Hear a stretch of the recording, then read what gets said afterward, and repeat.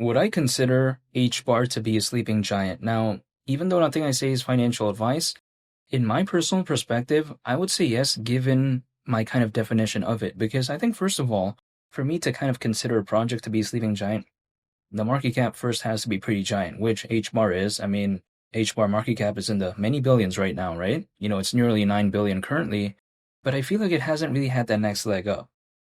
So then to me, I feel like it's a sleeping giant because ever since we've seen that pretty good rally when it comes to H bar and then that pullback and then that pretty okay kind of stagnant movement, it hasn't really had that really big move again. So this is why I still do believe that it is, relatively speaking, a sleeping giant because, again, market cap is giant. Now, when I take a look at, let's say, the idea of $3, it is around a 13x from here, and the market cap at that point, considering current circulating supply, would be around 127 billion. Now, the reason why this doesn't necessarily seem too outlandish to me is because, again, $3 is around a 13x from here. So it's nothing really that groundbreaking, I feel like. It's not going to be the best hypothetical upside out there of all time. But, if I take a look at a lot of people out there comparing H bar to Ethereum, if H bar went to, again, $3, around a 13x from here, even if it just went to $1.50, around a 6x from here, Ethereum going to 10 grand is still less than a 3x from here. Now, it's a testament to how well it did. Don't get me wrong, I mean, it's done very well, right? But just as of right now, personally, less than a 3x doesn't really excite me. But, around a 13x is not the best thing of all time, but it doesn't necessarily not excite me. I'm not necessarily looking for a 100x or something like that. I'm not looking for a microcap. But at the same time, I don't really want something that has a market cap that is way too massive. So H bar does kind of fit what I'm looking for. It's not too big, but it's not too small either. And, even though BNB reached a new all-time high during this cycle, it's done very well. If we take a look at even back in 2021, it reached a market cap of over 100 billion. And that was again, at one point back in 2021.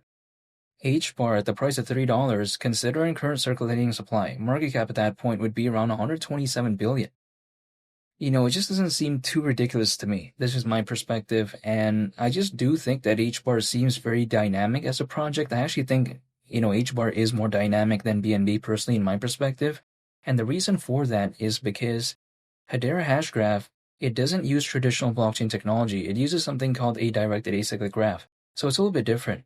It does supposedly have better, qualities when compared to, let's say, traditional blockchain technology, whereas again, if we take a look at a directed acyclic graph, typically has amazing scalability, amazing, data storage, and also on top of that, supposedly less energy consumption too, in some cases, because, per transaction on average, Hedera supposedly consumes less energy than something like Solana, for instance, and also something like Ethereum. Hedera also has pretty fantastic scalability, in my opinion.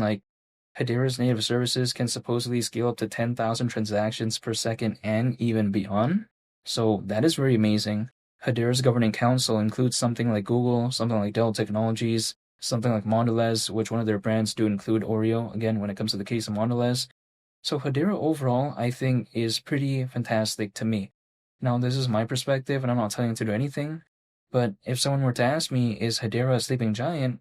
Arguably, I would say, yeah, in my perspective. Again, when it comes to H bar, $3, that is still on my mind. And whenever that altcoin season does want to happen, if it ever even wants to happen during the cycle, it's going to be beyond my control. And what I find very impressive was that H bar was able to have that pretty good rally right before it had that pullback and stuff like that without an altcoin season, I feel like. I don't think that was an altcoin season, and it already did that. So if there was an altcoin season and it had that next leg up, it wouldn't surprise me. But whenever that next leg up is, that is beyond my control. I can't control the markets. I can only control myself, which is what I'm going to do. I'm going to be dollar cost averaging, holding, and just waiting, and that's it. So whenever the altcoin season happens, if it ever even does, be it, who knows, this month, or let's say it even waits until next year in January or February or March, I just want to be there by being prepared. So then if the market does go up, hopefully I'll go along with the ride. But that's about it. That's my only plan, really, is just staying patient and believing in projects that I am a fan of. And yeah, that's about it. And I want to say thank you for watching this video. I greatly appreciate it. And also, feel free to subscribe if you enjoyed this video. I greatly appreciate that as well. It's been Lee the Captain, and I'll catch y'all on the next one. I'm out. Peace. Bye.